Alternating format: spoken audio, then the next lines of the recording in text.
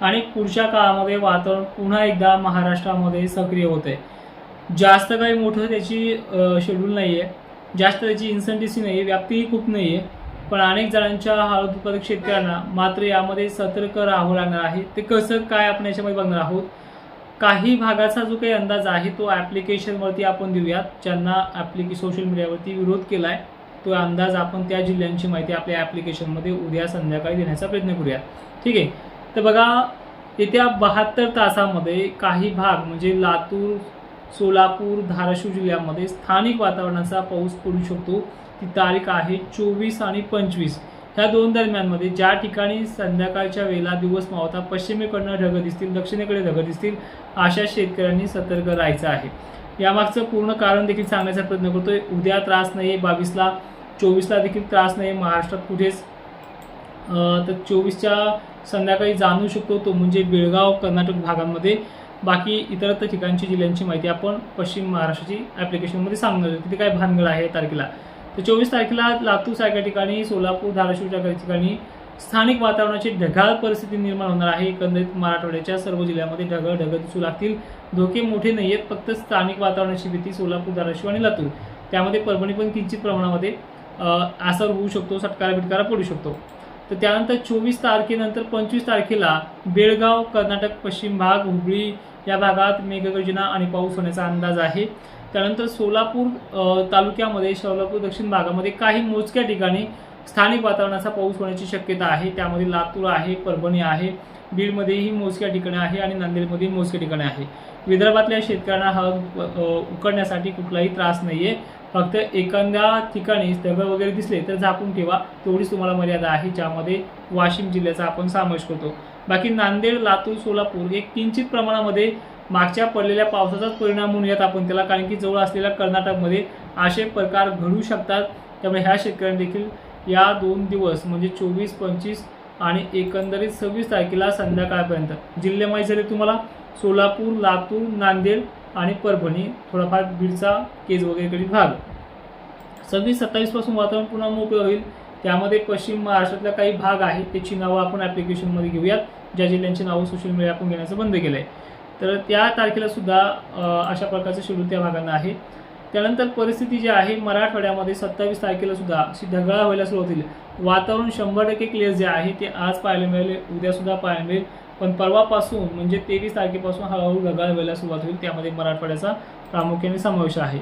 आता ज्या भागांची मी नावं घेतली सुरुवातीला तुम्हाला समजलं असेल, लातूर, सोलापूर, धाराशिव, बीड वगैरे भागांची, यांना काही लयच अवकळी नाही, जास्त काही मोठी इन्सेंटिव्ह नाही आहे, पण काही ठिकाणी ढग तुम्हाला त्या दिवशी आलेले दिसतीलच। त्या ठिकाणी त्या ढगांचा प्रभाव आणि गरमीच्या लेवलमुळे ढगांची होणारी क्लाउड सीडिंग, ऑटोमॅटिक ढगांच्या एका ढगांची 4 ढग होणं, रात्रीच्या वेळेला कुठेतरी विजा वगैरे चमकणं, असे प्रकार घडू शकतात या 2-4 जिल्ह्यामध्ये। त्यामुळे थोडं सतर्क राहा। हे पुढे पण सरकू शकतं, पण अजून त्या पद्धतीचा वातावरणाची इन्सेंटिव्ह पाहायला मिळत नाही। तरी सुद्धा हे लातूर वगैरे भागांनी या 24 आणि 25ला, खास करून 25ला सतर्क राहायचं आहे। एकंदरीत आता पुढची परिस्थिती पाहूयात आपण। हे टप्पा असल्यानंतर परत वातावरण परत बिघडते एप्रिल महिन्यामध्ये। तर एप्रिल महिन्याच्या समोर येणाऱ्या तारखा बघा, 3, 4, 5 ह्या अशा तारखा आहेत। या तारखेदरम्यान जो काही कर्नाटकचा भाग आहे, विजापूर झाल्याच्यानंतर बसव कल्याण, हुबळी, बेळगावचा काही पूर्वेकडील भाग, इकडे कलबुर्गी हा जो काही भाग आहे, सिंगोंगा परिसर, या भागाचा जो काही सामोर आहे, धारवाड वगैरे, तर इथे सुद्धा वातावरण ॲक्टिव्ह होणार आहे। आणि ह्या वातावरणाचे परिसर साहजिकच आहे त्या ज्या जवळच्या जिल्ह्यांमध्ये, ज्या जिल्ह्यांची नावं आपण सोशल मीडियावर थोडी थांबवली आहे काही काळासाठी, तर अशा जिल्ह्यांना त्याचा त्रास होऊ शकतो। त्यामध्ये लातूरचा समावेश आहे पुन्हा एकदा 3 एप्रिल 4 एप्रिलच्या आसपासमध्ये। तर ह्या तारखेदरम्यान मग मराठवाड्यामध्ये, विदर्भामध्ये असं आहे का, तर विदर्भाच्या काही मोजक्या भागामध्ये आता काय होते, मोजका भाग म्हणला तो 10%, 5% असतो, एखाद्या कोपऱ्यामध्ये तो पडतो, पण लगेच सगळ्या विभागाची माहिती देते की तुम्ही सांगितलं आमच्याकडे पाऊस झाला नाही।